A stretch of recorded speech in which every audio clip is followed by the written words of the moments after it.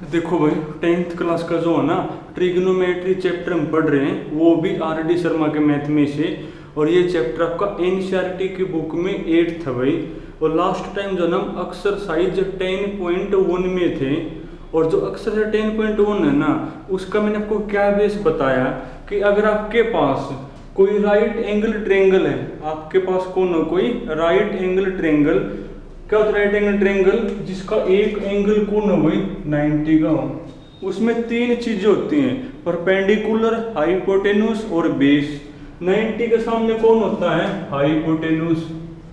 उसके बाद जो परपेंडिकुलर और बेस वो किस पे डिपेंड होते हैं? वो थीटा पे डिपेंड होते हैं। अगर आप थीटा ये लोगे तो इसके सामने कौन होगा? परपेंडिकुलर।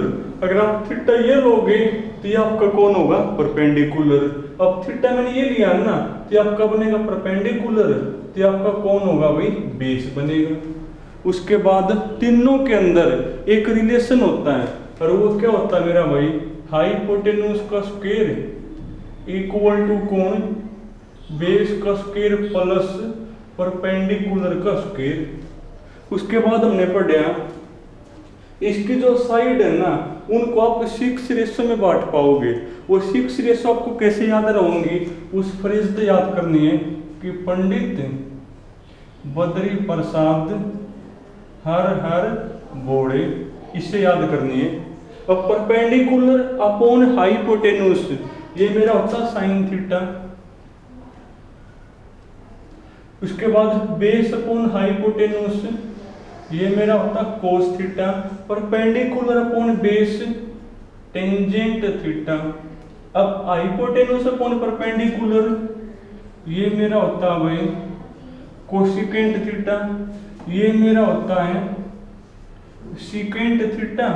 और ये मेरा कौन होता है भाई? कोटेंजेंट थीटा होता है भाई। तो यहां तक मैंने करवाया था। और लास्ट में जो टाइप हम ये पढ़ रहे थे, अगर आपको किसी रेशो की वैल्यू गिवन हो और आपको किसी रेशो की वैल्यू बतानी हो तो आप कैसे बताओगे? इनका नाम होता है रेशो। और कैसी रेशो है ये? ट्रिग्नोमेट्री रेशो है। तो आपको किसी ट्रिग्नोमेट्री रेशो की वैल्यू गिवन होगी और ट्रिग्नोमेट्री रेशो की वैल्यू ही बतानी होगी। क्वेश्चन देखो भाई, तो कल लास्ट में जो है ना, मैंने आपको क्वेश्चन नंबर 7 करवा दिया था। अब तो हम क्वेश्चन नंबर चलो 8 ही कर लो पहले। क्वेश्चन नंबर 8 में लिखा हुआ भाई, इफ का मतलब गिवन है, तो गिवन क्या आपको भाई? If 3 cot A equal to कौन है मेरा? 4 है भाई। पर आपने चेक करना है, चेक विद, क्या चेक करना भाई? आपने चेक करना है कि 1 minus tangent square A upon में 1 plus tangent square A equal to होगा भाई cos square A minus sine square A. यानी आपको बताना है कि जो दो चीजें आपके सामने है ना, ये इक्वल है कि नहीं है, ये इक्वल है या नहीं है। तो पहले आप लेफ्ट करोगे सोल्व, फिर आप राइट करोगे सोल्व, और फिर चेक करोगे इक्वल है कि नहीं है। और ये लेफ्ट और राइट आप कब सोल्व कर पाओगे? जब मेरे पास टेंजेंट ए और कोस ए और साइन ए की वैल्यू होगी। और ये वैल्यू आप कब निकाल पाओगे? जब मेरे पास परपेंडिकुलर, बेस और हाइपोटेन्यूस होगा। तो सबसे पहले आप क्या निकालोगे? परपेंडिकुलर, बेस और हाइपोटेन्यूस। उसके बाद इन सब की वैल्यू आ जाएगी और वो यहाँ लिखने आपका चेक हो जाएगा। और वो कहाँ से निकलेंगे? वो आपके यहाँ से निकलेंगे। अब लिखना कैसे है कई बार बता दिया भाई। तो शुरुआत हमेशा किससे करोगे? Consider a right angle triangle ABC, इसको A, इसको B और इसको कौन भाई? C। तो लिखोगे consider A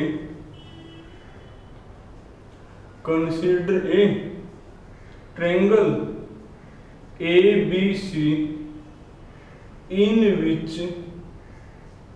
consider a triangle ABC in which in which, तो एंगल सी आपका कौन है भाई 90 है, सेम टू सेम वही step, in which angle C मेरा कौन है भाई 90। उसके बाद देखो रेशो के एंगल में ए है ना, यानी आपने एंगल इसको मानना पड़ेगा, और एंगल के सामने कौन होता है परपेंडिकुलर, ये मेरा बेस और ये हमेशा हाइपोटेन्यूस होता है। इस पे डिपेंड है कि एंगल आप ये मानोगे कि ये मानोगे। अगर यहाँ ए बी और सी में से कुछ भी ना लिखा हो तो आपकी मनमर्जी होगी, आप चाहिए मन चाहिए मानो, अगर लिखा हो तो वही मानना है। अब ए लिखा तो ए ही कोई मानोगे, तो ऐसे लिखोगे for angle A V have, तो एंगल के सामने कौन होता है परपेंडिकुलर, यानी कौन होगा मेरा परपेंडिकुलर, तो वो मेरा बनेगा भाई BC। उसके बाद 90 के सामने हाइपोटेन्यूस, यानी AB मेरा कौन होगा हाइपोटेन्यूस, और AC मेरा कौन होगा, AC मेरा बनेगा बेस। ठीक है भाई। उसके बाद ये जो रेशो वो लिखोगे नाउ, बिल्कुल सेम टू सेम स्टेप हर बार। तो कोट ए की वैल्यू कौन है भाई, कोट ए की वैल्यू है मेरी 4/3, और कोट अपने वाला कौन होता है, अपने वाला कोटेंजेंट होता है बेस अपॉन परपेंडिकुलर, अपने वाला कौन होता है भाई बेस अपॉन परपेंडिकुलर। अब बेस हमने किसको मान रखे हैं, बेस मेरा है AC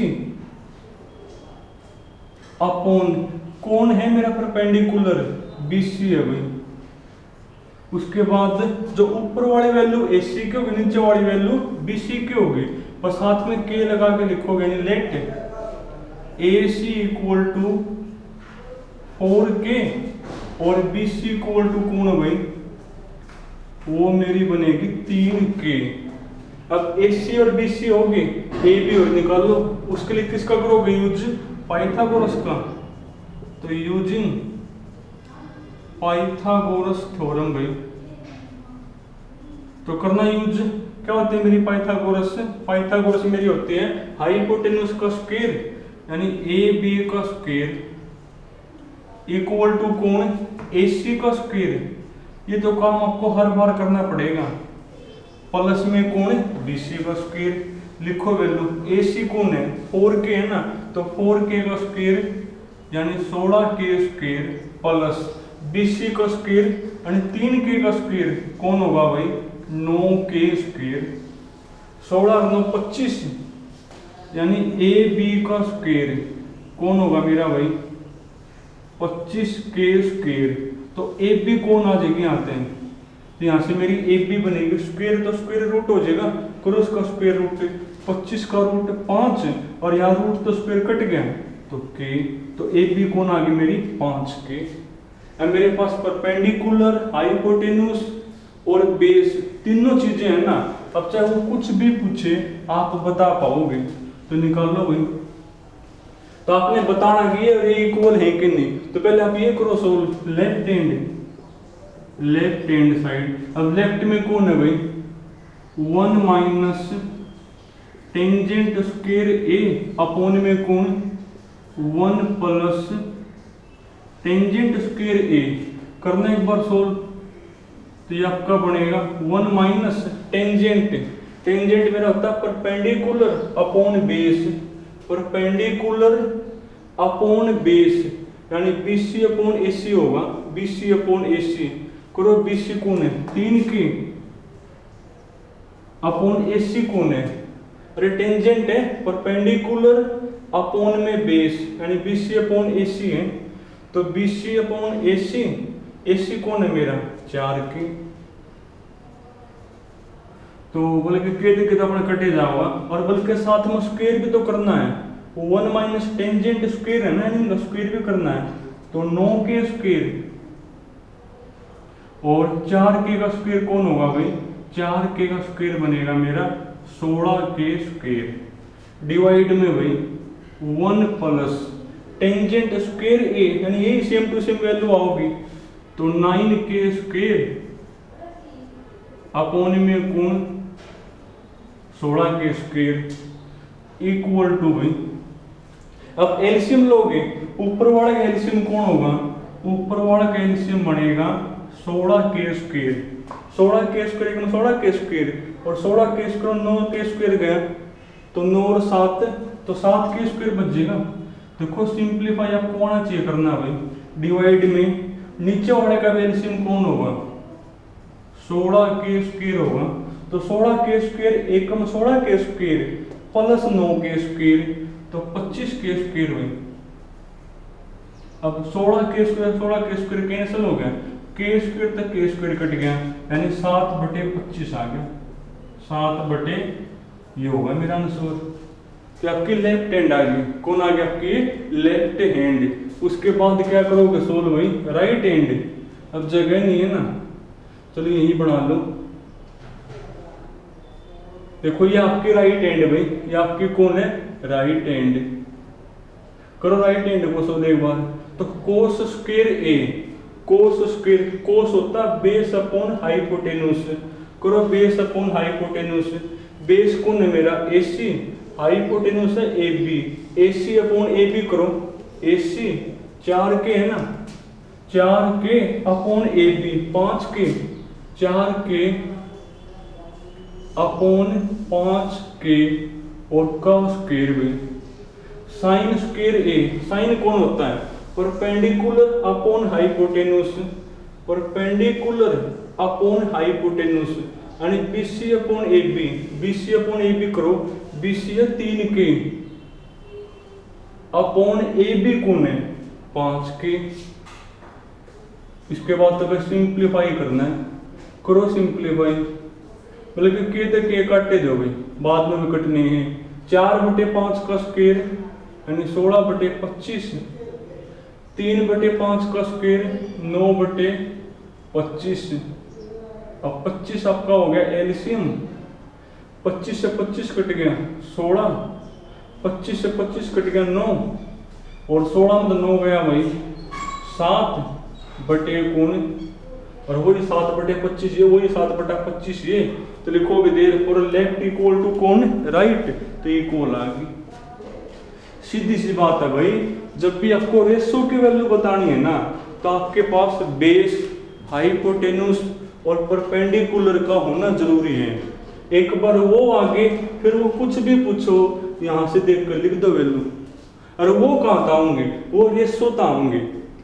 जब आपको किसी भी रेशो की वैल्यू गिवन होगी ना, तो उससे आपकी 2 चीज आ जाएंगी, 2 चीज आते ही इसका करके ना यूज तीसरी आ जाएगी वहां पे। एक और देखो भाई,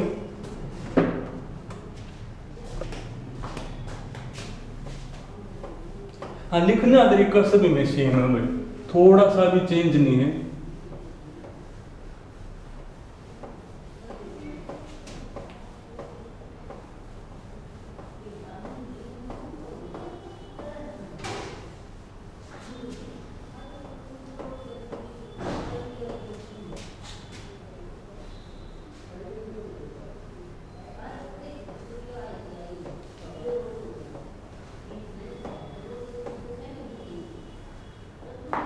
देखो और देखो भाई, ये आपका हो गया क्वेश्चन नंबर कौन सा करवा दिया, 8th हो गया नहीं।